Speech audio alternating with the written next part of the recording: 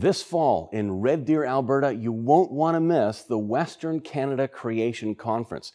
It's a Friday and Saturday conference featuring 5 speakers. Now, one of those speakers is Dr. Carl Werner, who we had at our super conference last summer. At that conference, he was interviewed. Here are some portions from that interview. Now, to hear more about his fascinating research, you'll need to register for the conference. I hope to see you there. Enjoy these highlights from the interview.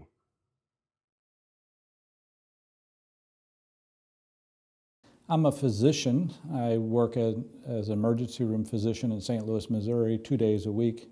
But since college, I've been working on this question whether evolution is true or not. So you might say I'm part-time physician and 2/3 researcher for the topic of evolution. My wife and I travel all over the world visiting dig sites and museums, investigating the theory of evolution.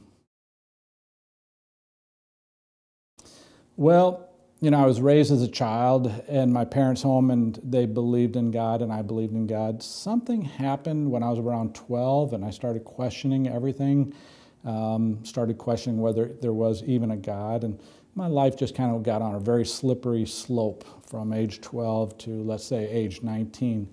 At age 19, I found myself in college and in medical school believing in evolution, and a friend invited me out for dinner and asked me 3 simple questions over the course of 3 minutes that changed my life. He asked me about the plausibility of the Big Bang Theory. He asked me about the plausibility of life forming naturally from chemicals and the plausibility of evolution. And through those 3 questions at age 19, it sent me off on this grand experiment testing evolution. And I finally concluded that evolution is corrupt. It doesn't work as a scientific theory. And reading someone's book or article, it just was not sufficient. I had to get out to the source material. And I knew that as a physician, I would not be and have entree to the dig sites. So my wife and I formed a television production company, Audiovisual Consultants, and we started filming a television series. The basic premise was, I'm trying to get to the bottom of the science of this. What is at your dig site? What have you found, Mr. Paleontologist, at your dig site?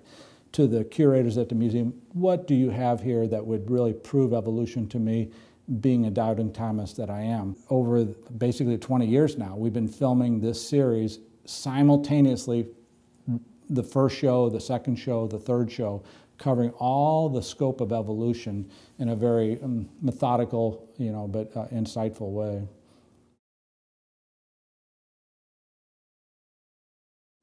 So far, the museums, the scientists have found and collected 1 billion, that's a B, fossils. That's what's in the museum basements, okay? That's a pretty good fossil record.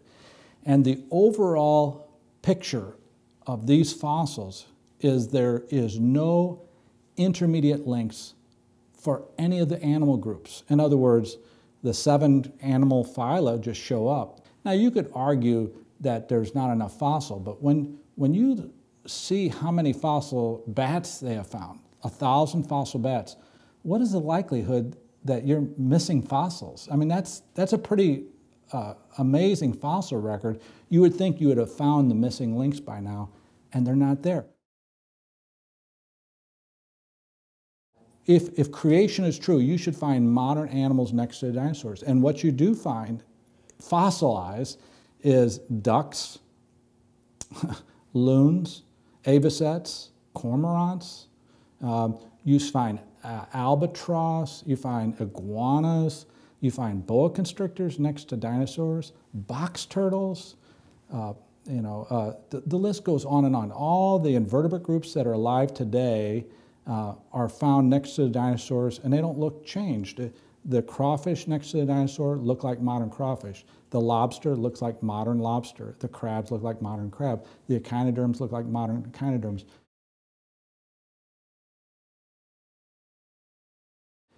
Somehow, the museums have got this so screwed up because in their museum displays, they only display dinosaurs with other extinct animals and plants.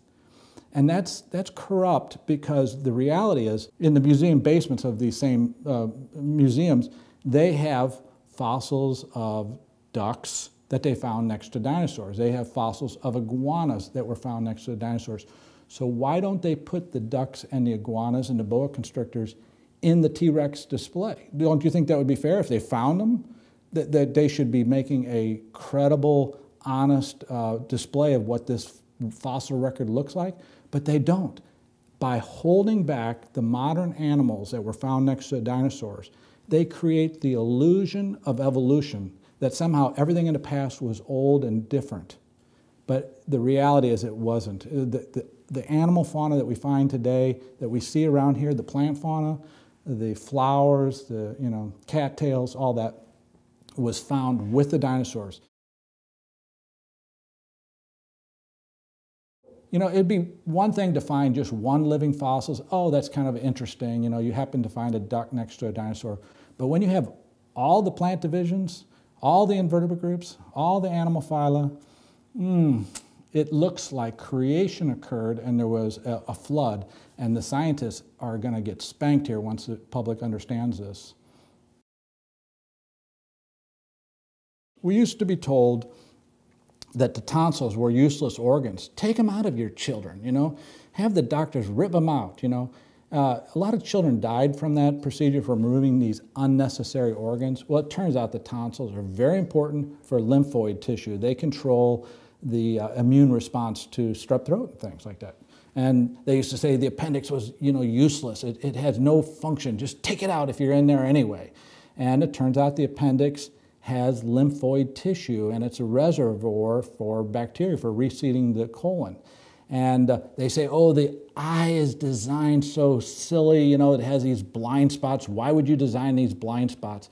Well, my eyes work perfect. And now you're saying that you think that they're designed improperly, but how is it that I can see everything all the way out here to 180 degrees with a functioning iris, by the way, more sophisticated than all of your cameras here? And this just is a bad design. And it goes on and on. Oh, we see this gene could have been better, or this protein could have been better. That's out of ignorance. You're assuming you know everything and how everything works.